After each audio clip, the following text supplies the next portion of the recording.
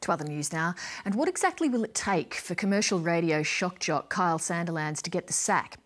In the past 2 days, sponsors have been deserting the Kyle and Jackie O show in droves after Mr Sandilands made some puerile sexist comments about a female journalist. Mr Sandilands has invoked a free speech defence, but his case is raising questions about whether the commercial media watchdog is tough enough. Rebecca Bailey reports. You should be fired from your job. And your hair. Your hair's very 90s. Yeah, and your blouse. You haven't got that much titty to be having that low-cut blouse. Change your image, girl, and watch your mouth, or I will hunt you down. It's the latest outburst from controversial Sydney commercial radio host Kyle Sandilands, sounding off on air about News Limited journalist Alison Stephenson, who had criticised his new television show. Sandilands has built himself up as a brand of abuse, and I think he's done that absolutely deliberately.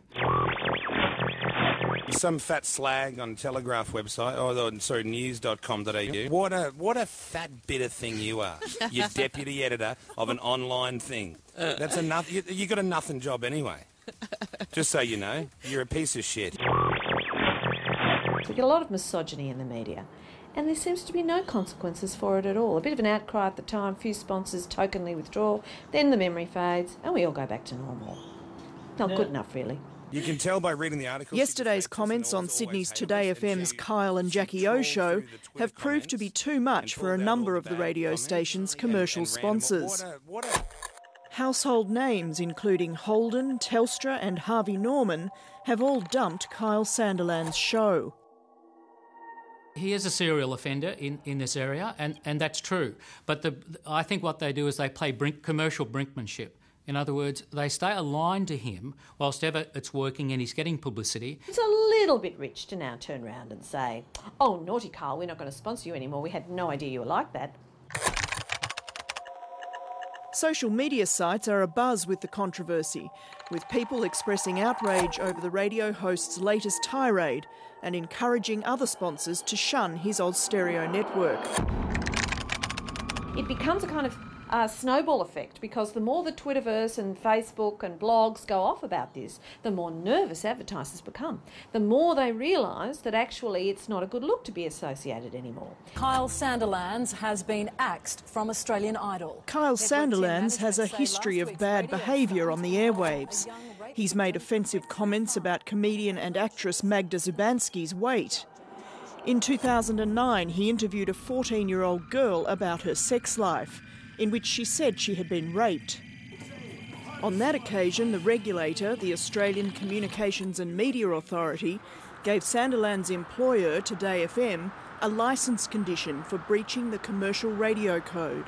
A breach of a licence condition can lead to suspension or the termination of the licence. It can lead to remedial directions. There are certain circumstances where civil penalties can be imposed by the federal court.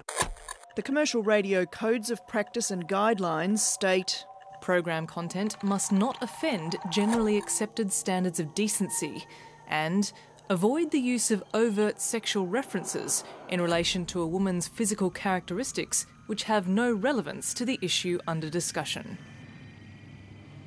Chairman of the ACMA, Chris Chapman, says members of the public can complain to the regulator if they believe on-air behaviour has breached the code.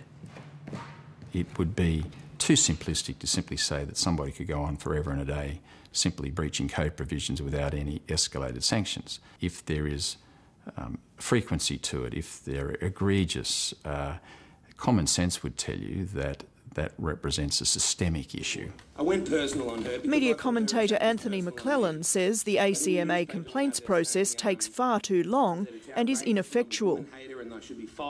It's like being hit with a wet fish. I think, frankly, whenever ACMA comes after you, that's if they come to a decision within your own lifetime. I think they're probably the slowest public bureaucracy since the Tudors. There have been quite a number of examples over recent years where clearly the ACMA has not been a toothless tiger. If you asked the broadcasters whether we're a toothless tiger, you would get a resounding no.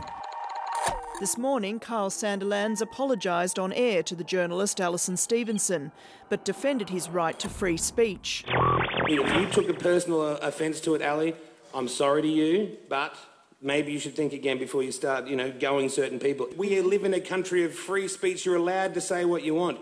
And so am I. The short answer is no, free speech isn't a get-out-of-jail card on all matters. It needs to be considered against the code provisions specifically and then the particular facts. While the regulatory wheels turn slowly, Kyle Sandiland's future could well be decided in the court of public opinion. If he's losing money for his station, then that will pull his behaviour in far quicker than all the finger-wagging, po-faced regulators in the world. If people don't agree with him, they can just turn the dial. Rebecca Bailey reporting.